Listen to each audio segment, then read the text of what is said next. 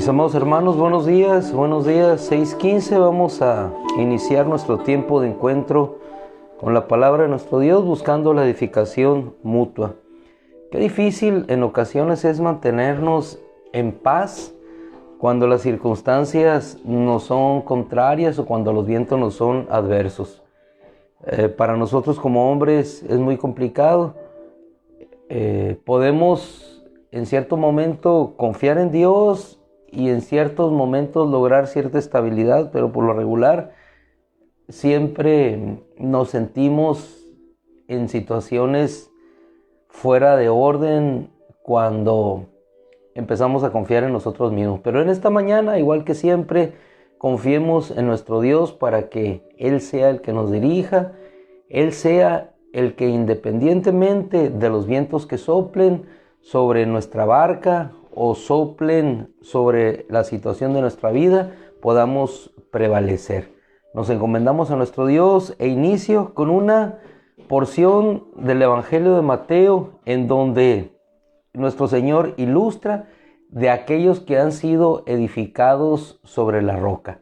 Hablamos de la inmutabilidad y la roca, en referencia bíblica, es la que permanece para siempre. Los antiguos tenían el concepto de la roca como algo a dónde llegar, a qué asirse, de dónde tomarse y ahí permanecer. Sabían que la roca iba a estar ahí en todo momento, que a pesar de los tiempos, a pesar de las tormentas, a pesar de los vientos que pasaran por aquel lugar, la roca iba a permanecer. El Señor lo ilustró de la siguiente manera. No es el versículo en referencia que vamos a tomar el día de hoy, pero sí para que nos demos cuenta de la inmutabilidad y de la firmeza en el propósito de Dios. Dice: cayó la lluvia, vinieron los torrentes, soplaron los vientos y azotaron aquella casa, pero no se derrumbó, no se derrumbó. Es decir, además de inmutable, ahí permanece firme e estable, no se derrumba, ahí está. ¿A dónde nos vamos a acoger? ¿A quién vamos a acudir? Nosotros acudimos y nos refugiamos en lo que no cambia, en lo que es estable, en lo que es inmutable. ¿Por qué? Porque eso nos da seguridad. ¿En quién se refugia el Hijo? Sino en los padres, porque en ellos encuentra siempre inmutabilidad, en el sentido de que siempre van a estar allí. ¿En quién nos refugiamos? En lo económico, en una moneda estable. ¿En quién se refugia una persona? En quien sabe que siempre va a estar allí y que no va a cambiar. Cayó la lluvia, vienen los torrentes, soplan los vientos, azotan la casa, pero no se derrumba. No te derrumbarás. ¿Por qué? Porque tu cimiento ha sido puesto sobre la roca. Ahora sí, le invito por favor a que vayamos a una cita que se encuentra en Hebreos capítulo 6, versículo 13, y vamos a ver nosotros de qué estamos tomados o de quién estamos aferrados. Versículo 13 del capítulo 6 de la epístola a los Hebreos nos habla y nos dice de la siguiente manera: porque cuando Dios hizo la promesa a Abraham, puesto que no había otro mayor que él por quien jurar, juró por sí mismo. No hay otro mayor por quien jurar, ni hay otro mayor a quien acudir. Por eso hablamos de la roca.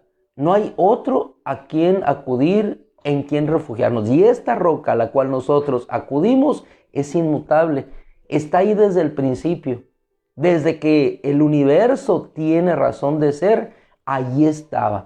¿A quién acudiremos si en el principio estaba Él? Si al final estará Él. ¿Cuándo inició todas las cosas? No lo sabemos, nadie lo sabe. La ciencia hace esfuerzos en demasía por tratar de entender cuándo surgió el universo. No se puede. Lo único que sabemos que estaba allí desde el principio. Él es el principio y Él es el fin. Y si estamos con Él desde el principio, estaremos con Él hasta el final. Y nuestro final en realidad siempre será un principio.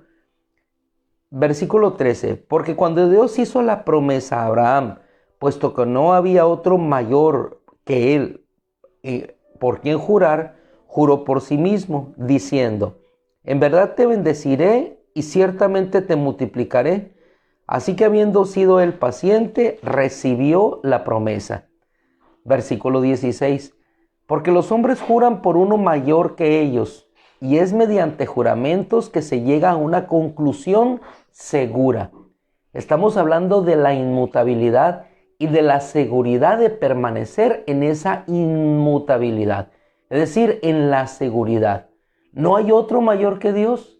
No hay otro mayor por quien jurar. Y aquí el escritor lo ilustra de una manera sencilla. Cuando hay controversia entre dos, se jura por uno mayor y ese es el final de toda controversia. Es igual que cuando nosotros estábamos pequeños decíamos, te juro por, y así decíamos malamente porque no teníamos conocimiento de la escritura, no debemos jurar ni por el cielo ni por la tierra, pero así decíamos de pequeños, te juro por Dios santito que, así decíamos, y era el final de toda controversia, porque el otro creía en ese mayor y que el nombre de Dios no podía ser tomado en vano. Entonces cuando nosotros en esa ignorancia de la escritura, en esa ignorancia de lo que Dios era, decíamos esta expresión muy repetida entre nosotros de pequeños y ahí se acababa el fin de toda controversia. ¿Por qué? Porque no había otro mayor y le dábamos credibilidad. Era la seguridad de aquella persona que me estaba diciendo la verdad y yo confiaba. Es el ejemplo que toma de manera sencilla el escritor. Se llega a la conclusión segura en cualquier controversia que surge entre ellos. Versículo 17.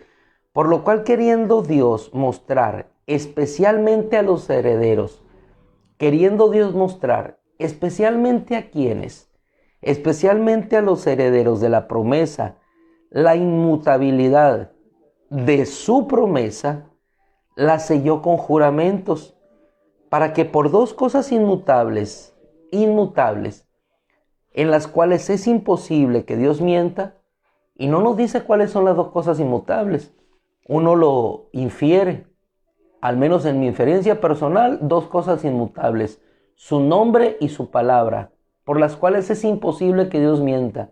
¿Por qué? Porque no puede jurar por otro mayor que Él, porque Él es el mayor en todas las cosas.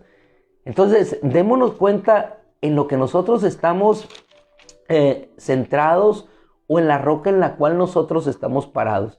Si nos vamos a ver, y es hermoso, cuando vemos en global la epístola a los hebreos, nos damos cuenta que nos habla de quién es Jesucristo, la roca eterna, la roca inconmovible, la roca que siempre les acompañaba, la roca que siempre estaba con ellos, la roca que no cambiaba, la roca que no mudaba su propósito para con ellos. Entonces dice la escritura, porque por dos cosas por las cuales es imposible que Dios mienta, seamos nosotros sobremanera confortados. ¿A qué vamos en esta mañana? No solamente a quedarnos con el entendimiento de la inmutabilidad de Dios, sino que ese entendimiento nos lleve al sobreconfortamiento por saber en quién estamos. Hermano amado, y si hacemos un paréntesis aquí nada más, nos vamos a encontrar cómo ellos estaban cambiando. Tanto los Gálatas habían dejado la gracia y estaban volviendo a los rudimentos de lo que significaba la antigua fe, los rituales del sacerdocio, del tabernáculo. No podían desprenderse de los rituales que ellos, en los que habían sido instruidos. Lo mismo que los Gálatas tenemos a los hebreos. Ellos estaban volviendo a los rituales propios de las abluciones de la carne. Entonces llega el escritor y los ubica no en lo temporal, sino en lo eterno. Y aquí vamos a notar algo curioso, porque los humanos tendemos a volvernos hacia lo que es temporal, no sabiendo que lo temporal es perecedero. Ellos estaban volviendo de lo eterno, y ahorita les explico por qué.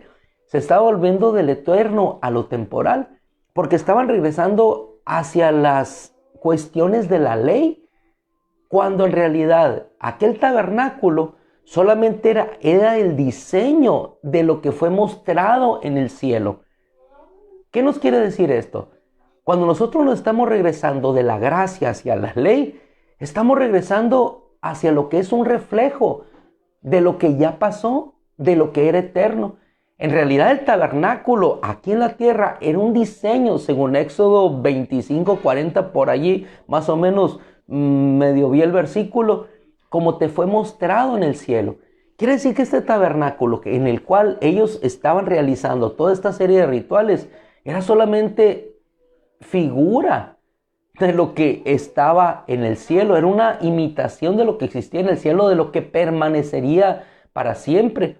Entonces, cuando viene Cristo, nos introduce al tabernáculo eterno, al que iba a permanecer. Pero ellos estaban regresando de lo eterno hacia lo terrenal. Estaban cambiando.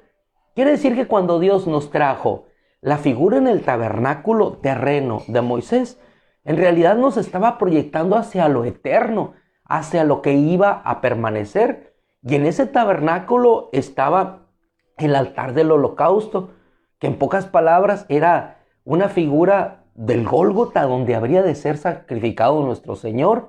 Estaba el cordero que era sacrificado, que era Cristo.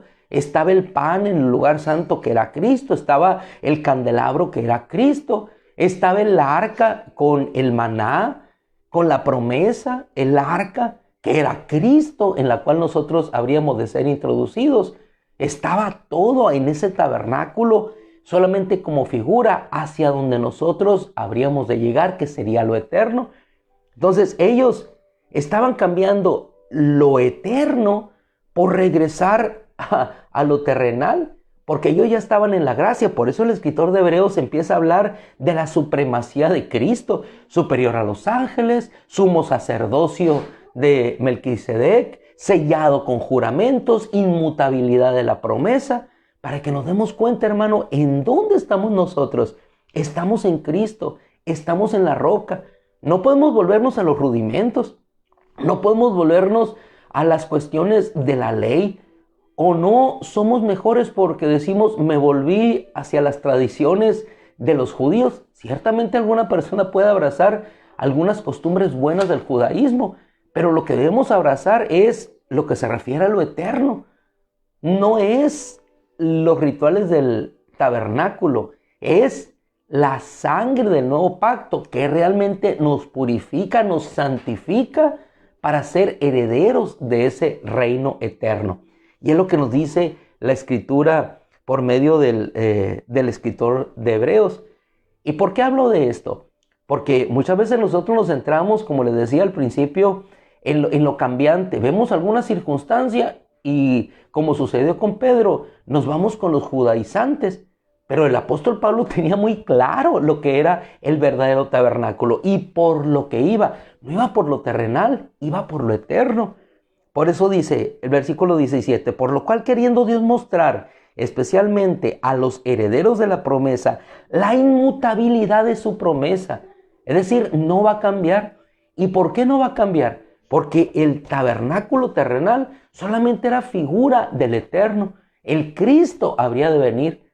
Era figura de que el Cordero habría de ser sacrificado y que el sumo sacerdote Cristo habría de introducir la sangre del pacto eterno para que nosotros tuviéramos salvación y redención eterna, porque Él era eterno.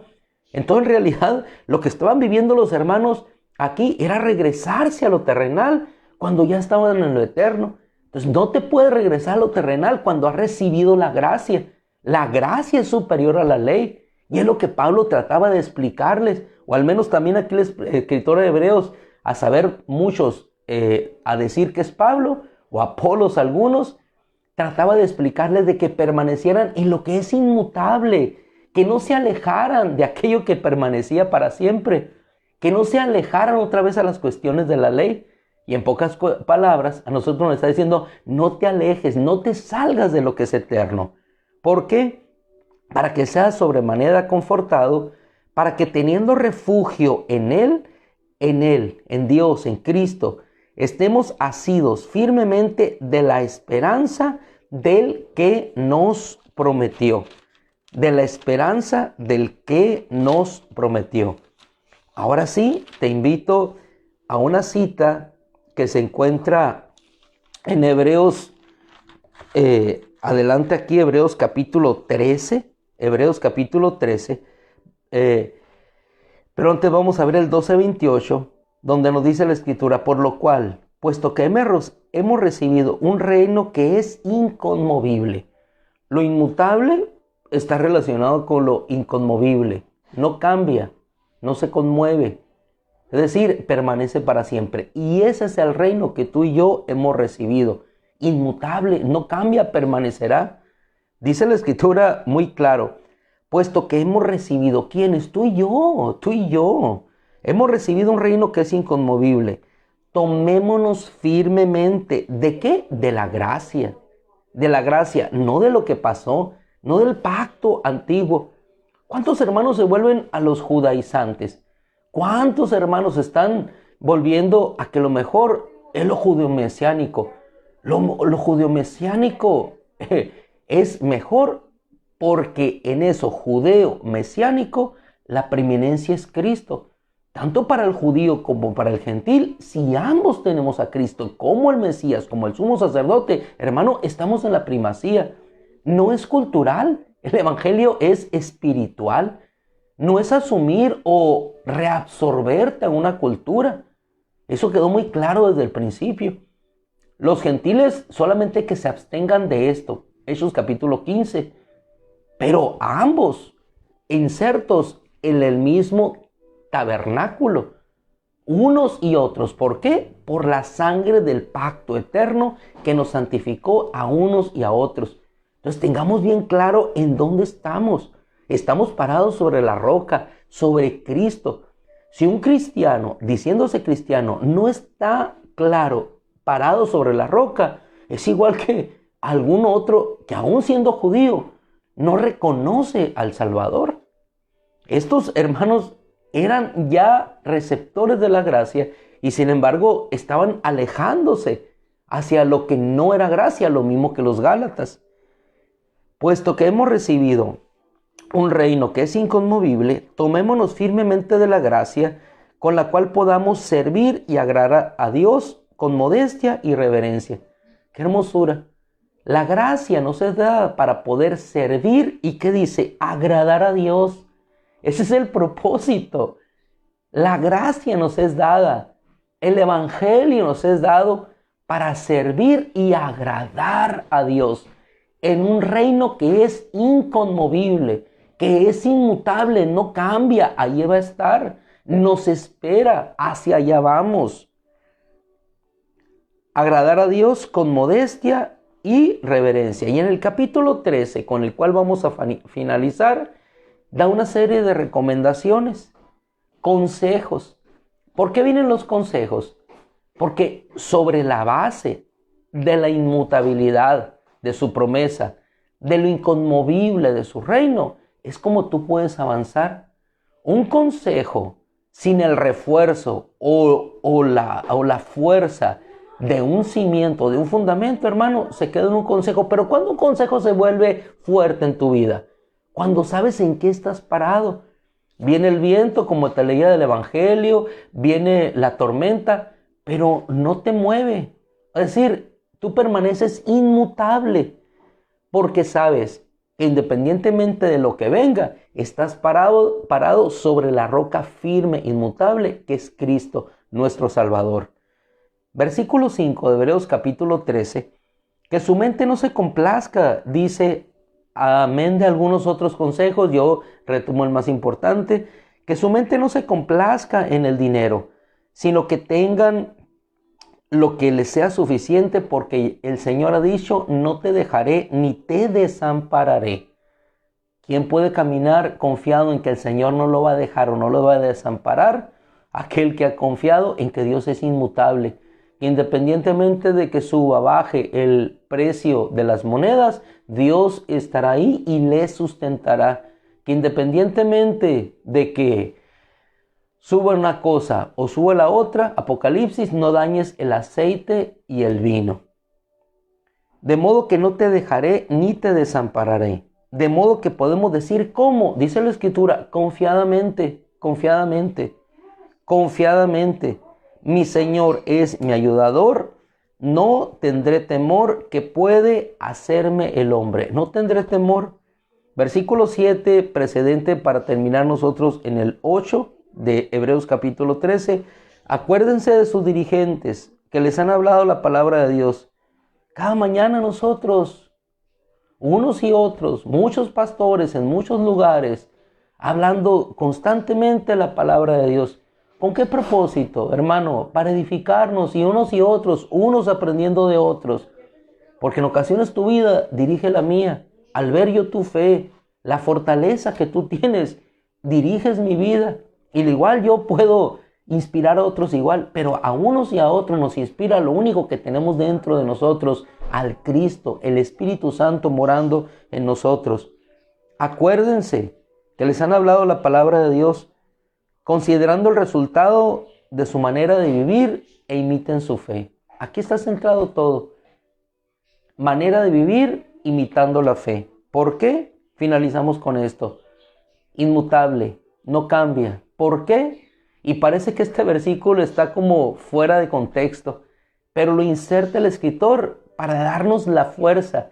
Es como en una construcción donde dos muros se juntan y están uno y el otro sin la fuerza necesaria, pero inmediatamente se pone un castillo con fortaleza y une, amalgama las dos cimentaciones y los dos muros, y nos dice, para amalgamar y reforzar lo ya construido, Jesucristo es el mismo ayer, hoy y por siempre, por todos los siglos. Qué hermosa declaración. Jesucristo es el mismo ayer, hoy y por todos los siglos. Eso une todo. Pasado, presente, futuro. Muros construidos, pero Él al centro, la roca inmutable. Jesucristo es el mismo ayer, hoy y por todos los siglos. El tabernáculo terreno solamente fue figura de aquel que habría y se mostró en los cielos. Por eso ese tabernáculo permaneció y se derrumbó, hermano. Ya no existe. Ya no existe. ¿Por qué? Porque vino lo eterno, estás en lo eterno. Y este tabernáculo también se hará polvo, pero se levantará uno que será eterno. ¡Qué gloria!, ¿verdad? ¡Qué gloria!